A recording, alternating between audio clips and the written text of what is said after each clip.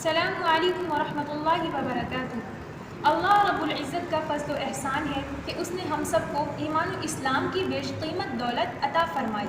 بلا شبہ یہ اللہ رب العزت کی ایک عظیم نعمت ہے جس پر جتنا شکر ادا کیا جائے کم ہے۔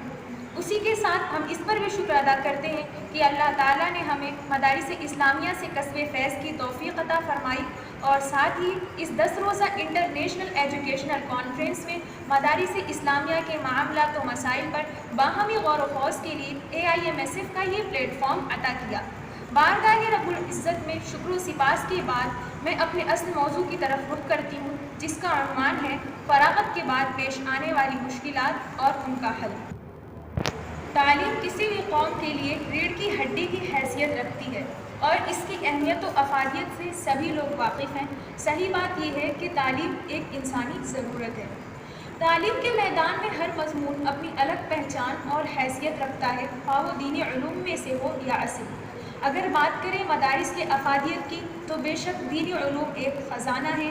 دینی علوم جہاں ہمیں اپنی آخرت کو سنوارنے کی تعلیم دیتے ہیں، وہیں دنیا میں رہنے کا طریقہ کار بھی سکھاتے ہیں، رشتوں کی قدر، ان کی عظمت کا احساس بھی دلاتے ہیں۔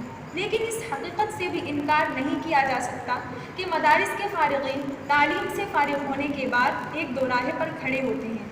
عموماً ان کی منزل غیر واضح ہوتی ہے، ان کے پاس صلاحیت تو ہوتی ہے مگر اپنے لیے میدان کار کا انتخاب کرنا بڑا مشکل ہوتا ہے۔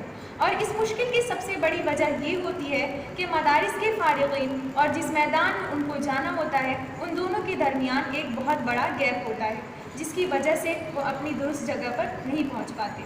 جب کوئی بھی مدرسے کا فارغ طالب علم دوسرے فیلڈ میں قدم رکھتا ہے تو اس سے یہ نہیں کہا جاتا کہ تم تیاری کرو، بلکہ لوگ اس کی صلاحیت اور اس کے تجربے کا نتیجہ چاہتے ہیں۔ اور جب اسے کوئی ایسا کام دیا جاتا ہے تو اس کام میں وہ تجربے سے خالی ہوتا ہے، جس کی وجہ سے وہ ڈگمگا جاتا ہے۔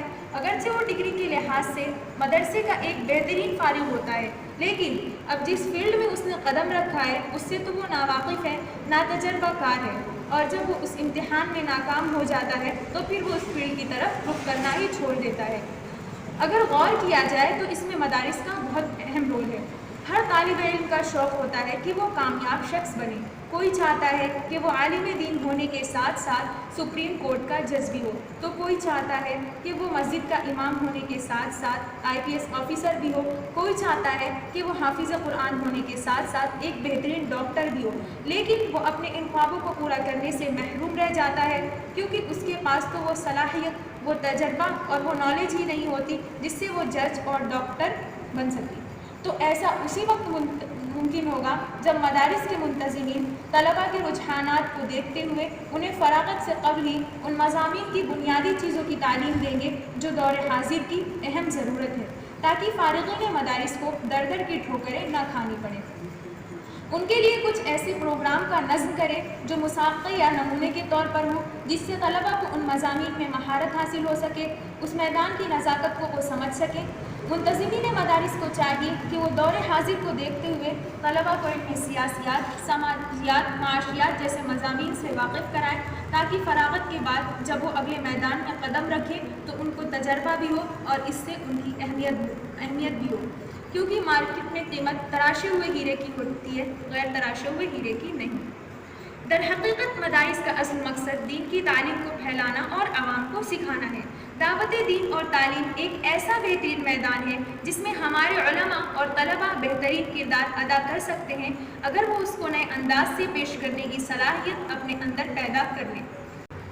یہ بات بھی غور طلب ہے کہ مسلمانوں کے پستی میں جانے کی وجہ ہماری عصری علوم سے ناواقفیت بھی ہے، کیونکہ یہ جو تعلیم کے شعبے، مختلف قسم کے ادارے اور تنظیمیں ہیں وہ ہمارے قبضے میں ہیں ہی نہیں۔ بات آتی ہے بابری مسجد کی، مسلم رسول اللہ کی یا طلاق ثلاثہ کی، تو ہمارے پاس ایسے وکلاء ہی نہیں جو ہماری ترجمانی کر سکیں۔